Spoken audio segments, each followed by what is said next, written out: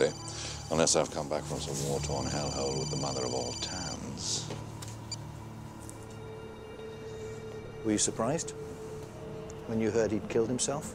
I mean, I know bowel cancer can be extremely painful. Well, I think once the cancer had spread to his liver, he knew it was a matter of months, weeks even. You knew about that, right? Of course.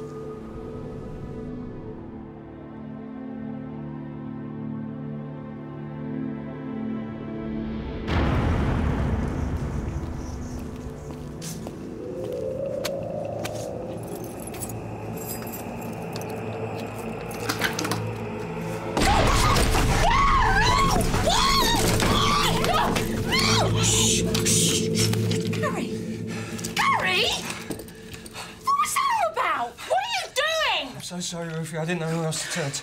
I'm in trouble. Why am I not surprised?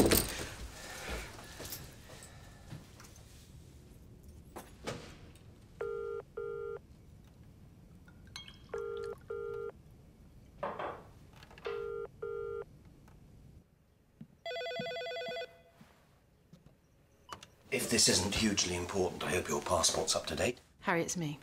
Ruth. Ruth. Yes. What time is it? Late. Look, I'm sorry to be calling you at this hour, but... Are you all right? Me? Yes, I'm fine, thanks. Well, that's good. Harry, I was just wondering if perhaps you could come over. Come over? Now? Well, yes. To your place? Yes. No. I mean, there's, What? There's someone I need you to meet. Oh. You're sure they were British? Well, put it this way, they weren't Al-Qaeda. I still don't understand what you were doing there in the first place. I mean, forgive my scepticism, but of all the reporters out there, why would Clive McTaggart call a reporter from a tabloid newspaper that has a, shall we say, less than exemplary reputation? Well, me or the tabloid? He knew I wouldn't back off the story. And exactly how did he know that? About 10 years ago, I got wind of a story that he was involved in. The government didn't want it publicised. Yeah, that was when we first met. It took a lot of convincing and cajoling to get me to kill it. But you did kill the story. Well, I like the guy. Besides, it wasn't that great story. And this way, he owed me one. Tell me what he told you. Exactly. Well, it's not something that happened. Call sign. Zulu Papa Uniform 371. Connecting you. Is it done? No, sir. He's not alone. He's with the spook. You need to hear this. He said he was getting more and more despondent about the way our political system's degenerated, you know. The lies, the spin, Iraq, the whole politics of fear thing. Dirty bombs, all the other fantasies this government keeps coming up with to justify their existence, make themselves look like self-righteous heroes. He called it... Velvet fascism, I know. Although I doubt the people of Manhattan would necessarily agree. It's Harry Pierce. Oh, please. 9/11 is the best thing that ever happened to you people. The line between fear and complacency is a thin one. But fear's much better when it comes to getting votes, isn't it? Anyway, he decided to let the cat out of the bag.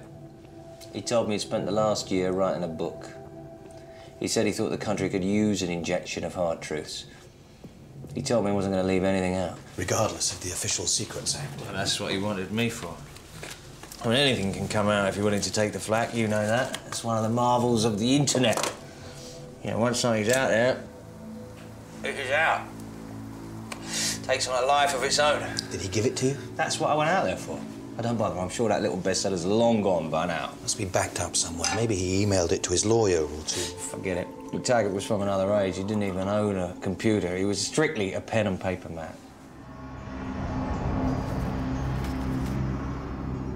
Oh, my Christ. Now, there was something on the table right next to him, like a big notebook. Black, leather-bound. You can't stay here. Why not? I'm safe here. Nobody knows I'm here. It's out of the question. Tell me you're not carrying a phone. Yes, why? Give it to me.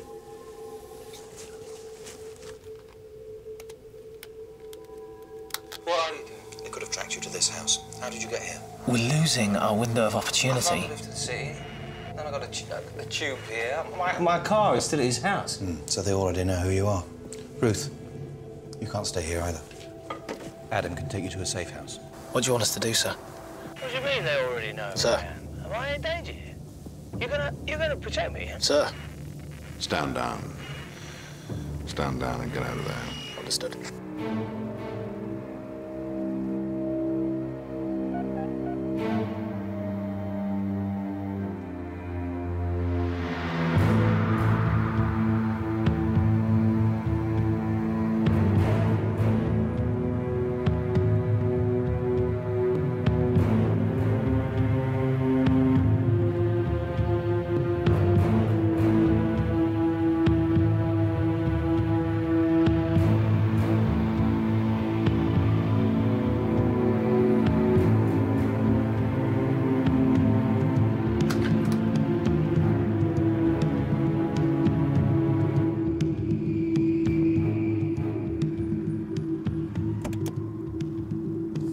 Expected something like this, not from Clive. All the misguided, stupid, ill-conceived things to do. I'll call you from the safe house. Yeah.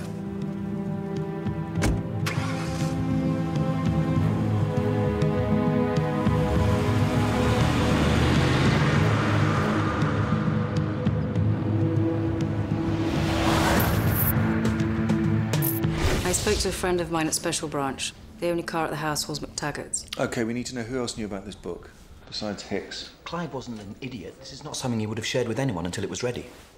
Hicks might have. Do you think he might have let others in on his little secret? No, I doubt it. If anyone knows the value of a great scoop, it's Gary. Look, the real question here is whether this is just the work of some lone black ops psycho who doesn't want his skeletons uncovered, or something bigger than that. Hicks said Clive told him he wasn't going to leave anything out. Now, one line about a sexed-up intelligence report nearly brought the government down. We're not talking about one line here. This is a whole book's worth, straight from the horse's mouth. This is not about some lone spook wanting to stay out of the limelight. This could be a disaster for all of us, especially now. I want the bastards who did this, even if they work in this very building. Now use extreme caution and watch your backs. These people have access to the same toys we do.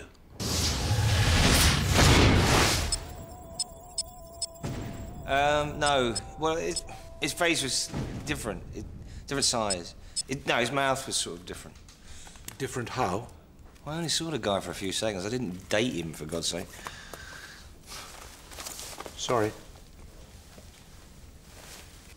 McTaggart's phone line looks clean as far as I can tell. If they had a bug on it, it's been pulled. What about his mobile? That one's trickier. I can't tell you if it's had anything planted in it without seeing it, and given that I don't have access to it. There are other ways someone could have been listening in without tampering with the actual handset itself. GCHQ. Let me see what I can dig up. We've got a couple of faces to work with. Ruth's figuring out a way of running them through our Intel database without raising too many flags. I ran a trace on Hicks's mobile. All the numbers that have been trying to contact him today are on his SIM card's memory, except for this one. They've tried 4 times this morning. Have you got a name? Joanna Portman. It's registered to an address in Camden Town. She's not with any of our agencies, and Hicks says he's never heard of her. We took a little uninvited tour inside her home computer. Whoever lives there has been busy Googling our Mr. Hicks. Look into it. Where are you going? I've got some cages to rattle. Harry. You sure that's a good idea? What if they tried talking him out of it? What if there was no other way? There's always another way. What if there wasn't? Clive McTaggart had more integrity than any man I've ever known. I can't let his murder go unanswered. I owe him that.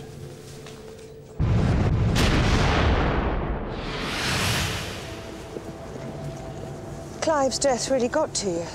I just hope I don't end up spending my twilight years in bitter disappointment. I didn't realise you were that close to him. We were the occasional drink, a meal now and then at his club. Not that dreary place. He liked it. Said it was the one place he could trust not to bend with the wind. When he left, he told me he'd finally have time to